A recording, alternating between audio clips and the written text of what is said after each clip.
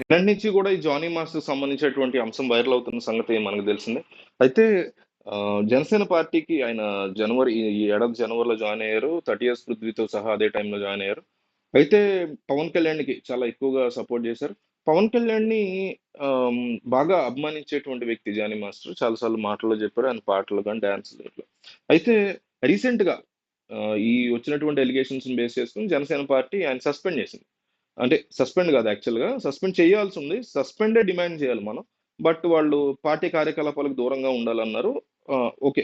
కొంతవరకు appreciable. But ఒక 2 రోజుల తర్వాత డెఫినైట్‌లీ సస్పెండ్ చేయాలనైతే మనం కోరుకోవాలి. ఇంకా ఏదైనా ఎఫ్ఐఆర్, చార్జ్ షీట్ పోలీసులు చెప్పిన దాన్ని బేస్ చేసుకొని ఖచ్చితంగా సస్పెండ్ అయితే చేయాలి. ఆ రకమైనటువంటి అలిగేషన్స్, కరప్షన్ అలిగేషన్స్, ఈ రకమైనటువంటి లైంగిక వేధింపుల అలిగేషన్స్ వచ్చినప్పుడు ఏ పార్టీ అయినా సరే, ఆ పార్టీలో ఉన్న వ్యక్తిని, ఏ ఏ ఇండస్ట్రీ అయినా సరే, ఆ ఇండస్ట్రీలో ఉన్నటువంటి వ్యక్తిని ఖచ్చితంగా టెంపరరీగా సస్పెండ్ అయితే చేయాల్సిందే. అందులో క్వెషనే లేదు. ఎవరి మీద వచ్చినా అది మేల్ అయినా, ఫీమేల్ అయినా, కరప్షన్ అయినా, లైంగిక వేధింపులైనా, ఏదైనా ఒక తీవ్ర క్రైమ్‌కి సంబంధించి ఏదన్నా ఒక హత్యకు సంబంధించినటువంటి అలిగేషన్స్ అయినా ఖచ్చితంగా ఆ వ్యక్తిని పార్టీ అయినా, ఇండస్ట్రీ అయినా, ఈ పార్టీ, ఆ పార్టీ అనేది ఖచ్చితంగా పక్కన పెట్టాలి. సస్పెండ్ చేయాలి. టెంపరరీగా చేయాలి. రేపొద్దున వాళ్ళు తప్పు చేయలేదని ప్రూవ్ అయ్యి క్లీన్ చిట్ ఉంటే మళ్ళీ తీసుకోవచ్చు. అందులో ఎటువంటి తప్పు ఉండదు. కొన్ని అసభ్యకర వ్యాఖ్యలు చేసినప్పుడు కావచ్చు, కొన్ని కాంట్రోవర్షియల్ కామెంట్స్ చేసినప్పుడు కావచ్చు, కులాలు, మతాలు, ఫీమేల్స్, మేల్స్ గురించి చేసినప్పుడు కూడా వాళ్ళని ఖచ్చితంగా పక్కన పెట్టాలి.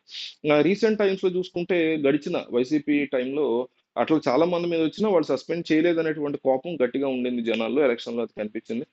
ఆ దెబ్బకి మొన్న తెలుగుదేశం పార్టీకి సంబంధించిన ఒక సిట్టింగ్ ఎమ్మెల్యే మీద వస్తే కూడా తెలుగుదేశం పార్టీ సస్పెండ్ చేసింది. అట్లాగే చెయ్యాలి. అంటే అది బేసిక్. దాన్ని కూడా ఈరోజు మెచ్చుకోలు తత్వంలోకి వెళ్ళిపోయే పరిస్థితి. ఇప్పుడు తెలుగుదేశం అట్లా చేసిందని మెచ్చుకోవాల్సిన దౌర్భాగ్యం పట్టింది మనకి. ఎందుకంటే గతంలో అట్లా ఉండేది కాదు. ఒక చిన్న అలిగేషన్ వచ్చినా ముందు ఆళ్ళని పక్కన పెట్టేసేవి పార్టీలు గాని, ఆ ఇండస్ట్రీ గాని, ఆ కుటుంబాలు కూడా పక్కన పెట్టేసేవి. పెట్టి వాళ్ళు మళ్ళీ తప్పు లేదని ప్రూవ్ చేసుకొని మళ్ళీ వెనక్కొస్తే ఓకే. లేదంటే వాళ్ళకి శిక్ష పడడం అది అట్లా ఉండేది.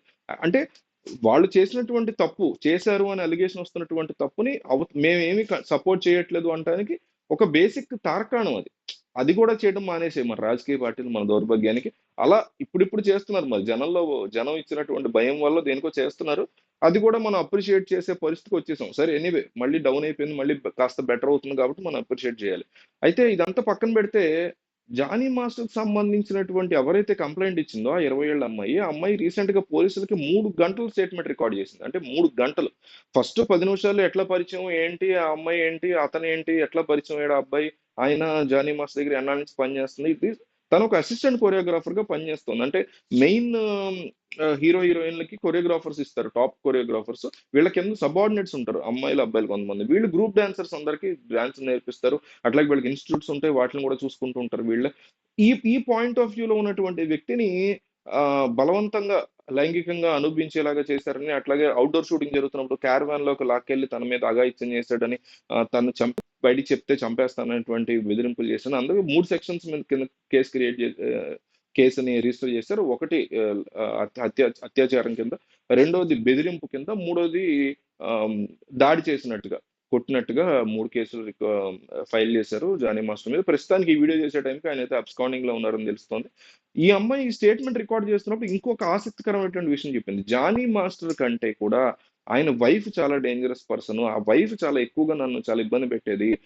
ఇతను చేస్తున్నటువంటి తప్పుల్ని ఆమె వెనకుండి సపోర్ట్ చేస్తూ, నాలాగా ఎంతో మందిని అతను వేధిస్తున్నాడని నేను అనుకుంటున్నాను. వాళ్ళందరినీ కూడా వేధించేలాగా ఈమె వెనకుండి సపోర్ట్ చేసేది. ఎక్కడ కూడా ఆపకుండా అంటే ఈ అమ్మాయి ఇవన్నీ కూడా అలిగేషన్స్ లాగా చేసింది. ఇవన్నీ ఆవిడ చేశారని, జానీ మాస్టర్ చేశారని నేను చెప్పట్లా. ఆమె ఇచ్చినటువంటి స్టేట్మెంట్‌లో పొందుపరిచినటువంటి అంశం ఏంటంటే, ఈ ఈయనతో పాటు ఆయన వైఫ్ కూడా చాలా పెద్ద సైకో లాంటి పర్సను. నన్ను చాలా తీవ్రంగా టార్చర్ పెట్టింది.